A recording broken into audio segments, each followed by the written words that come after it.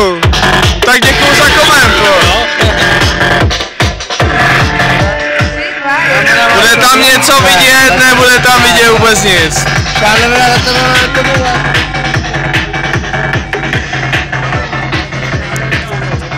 Co ty si se dáš takhle na bodlák, tyjo?